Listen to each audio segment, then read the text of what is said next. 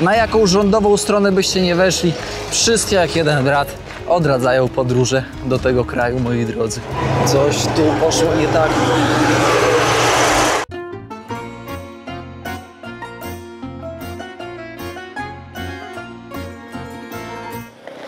Witam Państwa bardzo serdecznie, kierownik się kłania z Mali, moi drodzy. Witam w drugim odcinku Mali z Jak to daleko i z jego widzami. Pierwszy raz jesteśmy w takich stronach, pierwszy raz jesteśmy w Mali. Nie pamiętam, który to już kraj afrykański, ale tych krajów afrykańskich przez te 13 lat sandałowania się nazbierało, moi drodzy. Już przyznam szczerze, że z otwartym umysłem mogę powiedzieć, że doświadczenie afrykańskie jest nabyte i się przydaje w praktyce. Moi drodzy, zaczynamy drugi odcinek, w którym będziemy mogli doświadczyć nowego kraju. Mówiąc doświadczyć, mam na myśli zobaczyć, jacy są tutaj ludzie, jak tu się żyje, jak w praktyce wyglądają realia malijskie. Wiemy, że Mali to jeden z uboższych krajów afrykańskich. Wiemy, że Mali to jeden z bardziej zagrożonych terroryzmem krajów w Afryce tutaj. Wiemy, że Mali dla turystów jest jakie? Nieprzyjazne. Na jaką rządową stronę byście nie weszli, wszystkie jak jeden brat odradzają podróże do tego kraju, moi drodzy. Więc sprawdzimy, jak jest. Miejmy nadzieję, że uda się wszystko bez większych perturbacji. Perturbacje w podróży są nieodłącznym elementem, więc moi drodzy, czy chcemy, czy nie chcemy, coś zawsze się wydarzy. Ale miejmy nadzieję, że poradzimy sobie z tym bardzo szybko. Więc zostawcie łapeczkę, komentarz i podajcie odcinek dalej. Jeszcze dalej niż Mali od Polski leży. Tak, żeby było dużo siły. Co ten wariat odwala tam? Czemu on tam wykręcił tak na wariata? A tu co mamy? Jakieś maile nawet podane do Ministerstwa Transportu. Mordo, ale przykurzyłeś. Ja się chowam, ty. Miałem info z 2018 roku, 19, że nawierzchnia droga w Mali jest słaba. Ale nie sądziłem, że to aż tak będzie słabe. Coś tu chłopaki kombinują. Jechali w moją stronę, zawrócili. Coś kombinują. Kamera na wizji, wjeżdżamy z sandała w razie czego. Hello!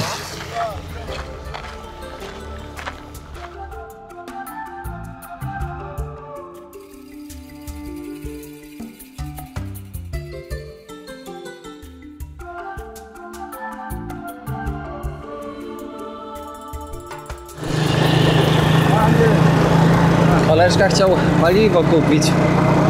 Paliwa na stacji nie było. Ja wam powiem, że my będziemy 100 lat tą drogą jechać.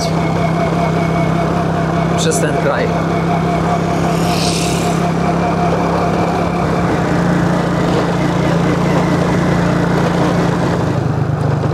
Dziurawa jak ser szwajcarski. O kurde. Fajnie, że koleżkę złapałem. Very bad. Problem.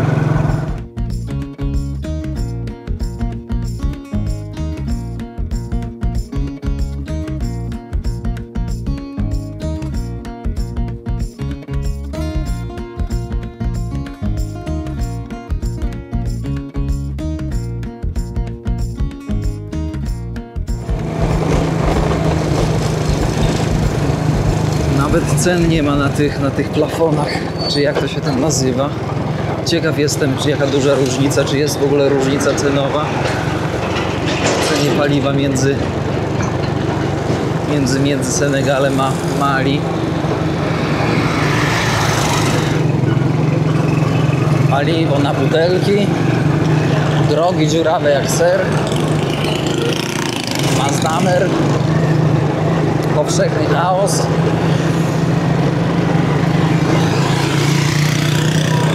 Zupełnie coś innego niż było w Senegalu. Ciekawe to, kiedy przechodzisz granicę, ten świat kompletnie się zmienia.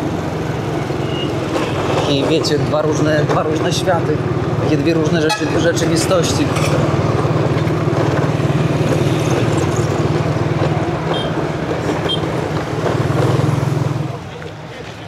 podjechałem z ziomkiem. Kurde mordo, jakąś miskę postawiła, ty. Weź przejdź przez te kanały. Salam alejkum. O kurde, co tu w ogóle jest? Gdzie ja wpadłem, ty? Jak śliwka w kompot.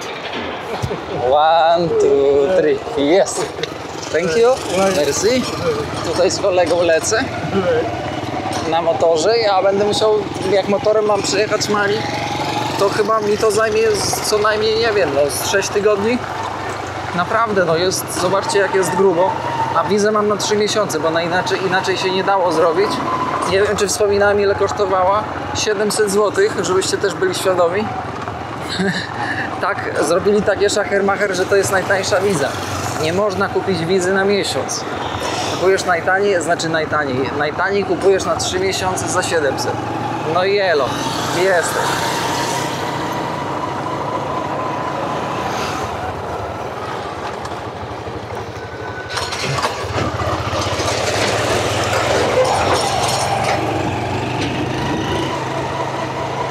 Coś tu poszło nie tak.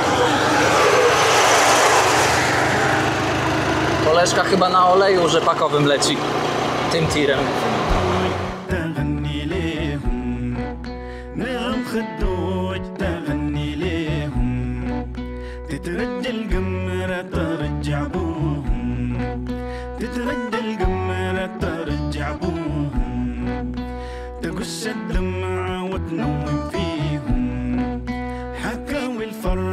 وتشوف النجوم حال الغلابة يغلب صبره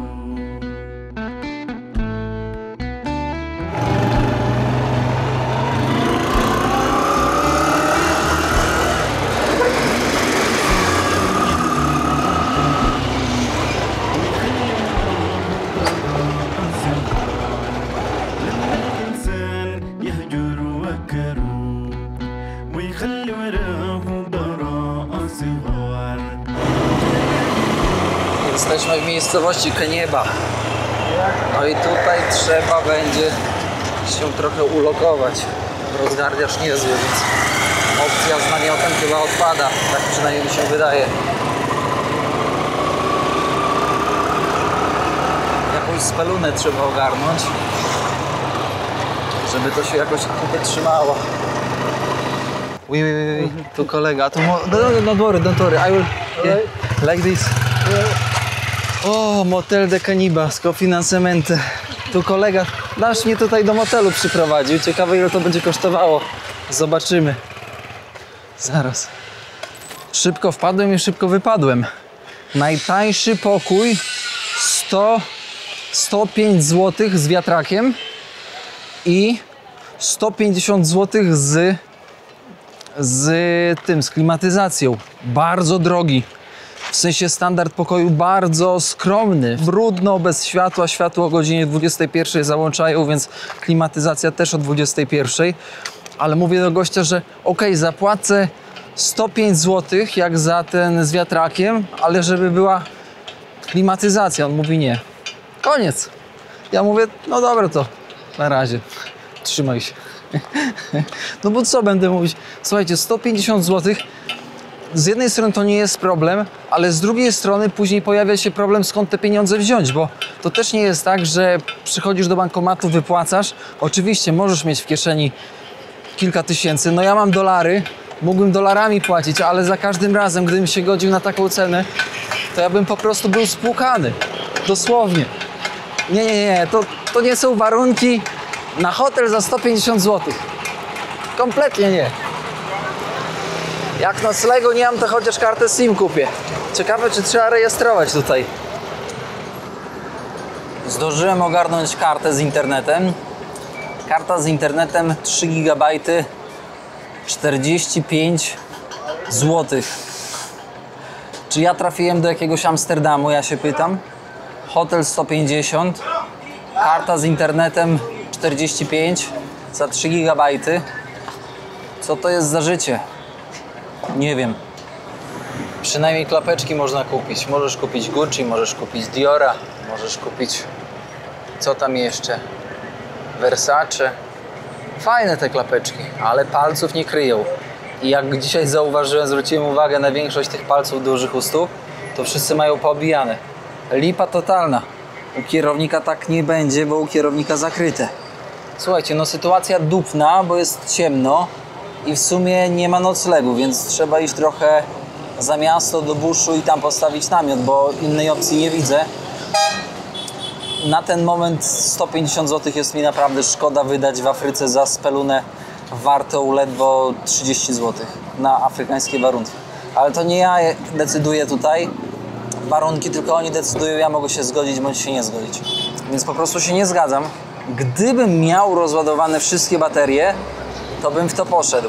Ale jeszcze mam zapas, więc mogę sobie im pokazać tak zwany środkową sznurówkę w sandale. Ojejku.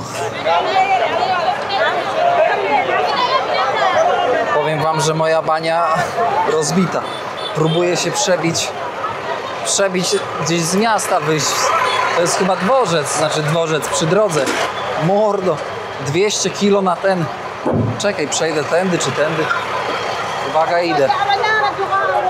Kurde. Czekajcie. Jak u siebie w Białymstoku na Piasta, nie?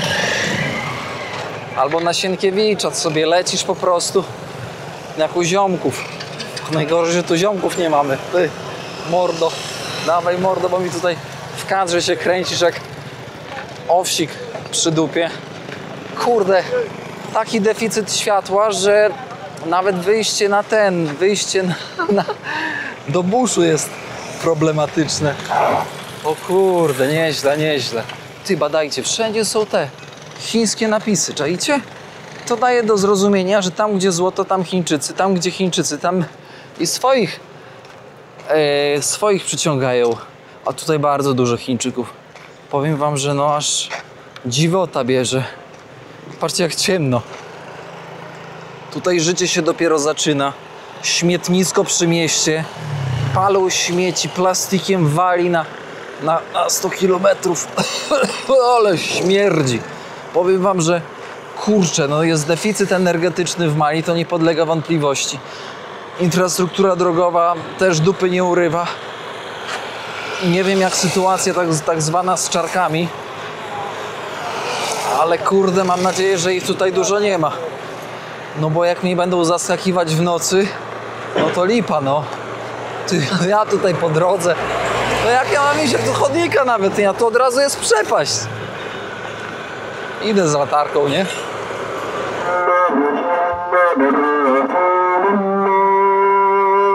Dostałem propozycję spać na tej wieży. Albo w środku. Odmówiłem.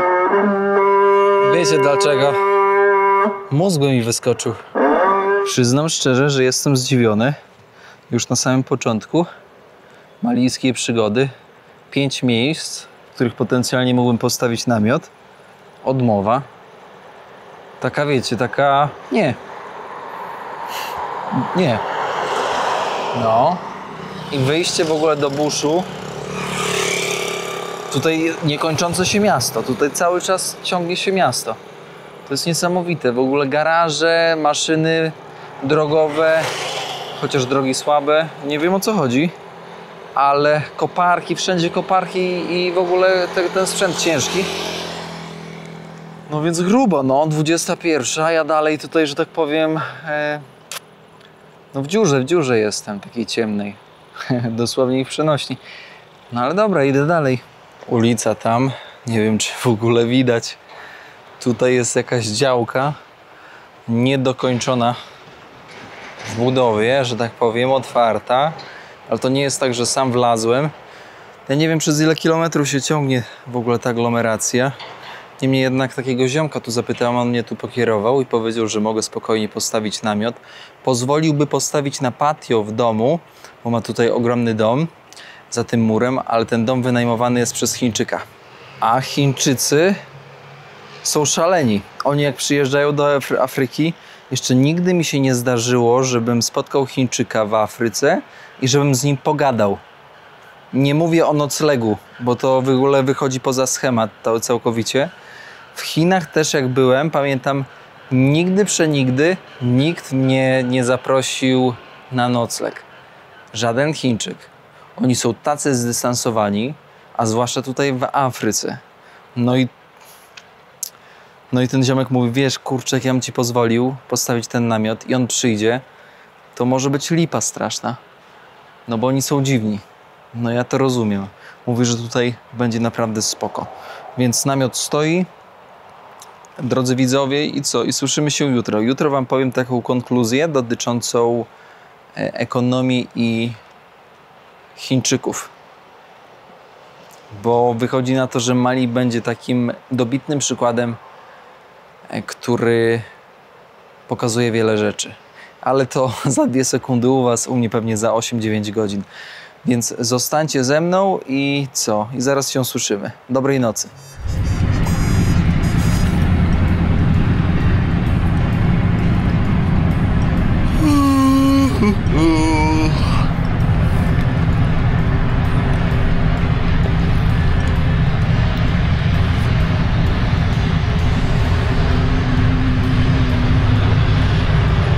Witam Państwa bardzo serdecznie z rana o godzinie 9.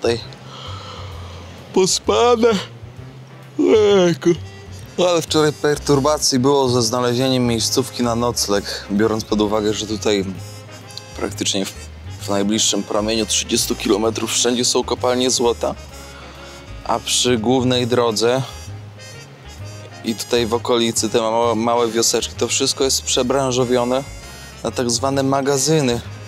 Magazyny, parkingi sprzętu, noclegownie pracowników. Tak to wygląda, no. Ciekaw jestem, jak długo będzie się to ciągnęło.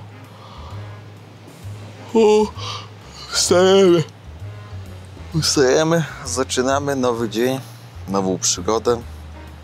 O kurczę, ale jestem taki, powiedziałbym, al dente od tego słońca. To nie jest śmieszne. Dobra, jeżeli ja robię już ten krok, czyli spuszczam powietrze z materaca,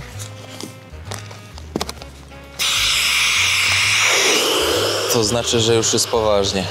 Że to już jest poważny ruch do tego, żeby wstać.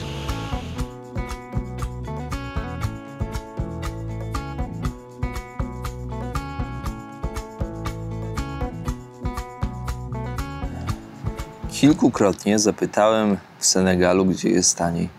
Senegalczycy jak jeden brat mówili: Tomek, w Mali jest znacząco taniej. Ale powiem wam tak, Mali to jest kraj, który się rozwija i jest daleko, daleko jeszcze za Senegalem. Pomimo, że w Senegalu, że tak powiem, no nie jest kolorowo, to w Mali jeszcze bardziej nie jest kolorowo. Ciekawe jest to, że to jest mleko te w proszku, wyprodukowane tutaj, jak widzicie, w Mali.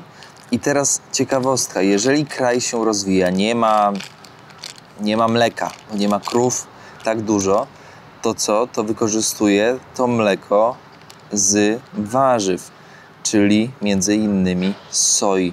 I to jest, moi drodzy, posłodzone mleko, które daje więcej energii. To jest miks mlek. Krowie, sojowe, maltodextroza, cukier, żeby było słodsze. No i krowie powiedziałem. Laktoserum. Ciekawe, co to jest laktoserum. No dobra. Na bazie doświadczenia wiem, że samo bycie w Mali przez, załóżmy, 10 dni będzie dla mojego ciała tak męczące. Ja to już wiem. Ja już widzę, że no chyba, że zacznę płacić po 150 zł za te hotele, to przez 10 dni to ja wydam 1500 zł, więc to się kompletnie nie kalkuluje. To jest trochę bezsensowne i żeby za tym szła jakakolwiek jakość. Jakość to mam na myśli, żeby było światło. Internet chociaż albo klimatyzacja. No nie no, Mali to będzie, ja już wiem, że to jest wyzwanie. To nie jest raj. Ależ ogromne dysproporcje w świecie. ogromne. Nie wiem, czy wy sobie w ogóle oglądając te odcinki jakoś tak to do was dochodzi. Tam, gdzie wy jesteście, tam, gdzie wy żyjecie, tam, gdzie oglądacie ten odcinek, to wy macie takie rarytasy. Tutaj? Tu jest grubo. Tu jest naprawdę grubo. Ciekawe, jak będzie za 50 lat. O, daj Boże, dożyję, to przyjadę jeszcze do swoich kolegów. Jak to stare porzekadło podlaskie mówi, mordo, szybciej, jeszcze tam przez telefon sobie gawędzi. Wracamy do gry w pełnym słońcu, w pełnym systemie podróżniczym, moi drodzy.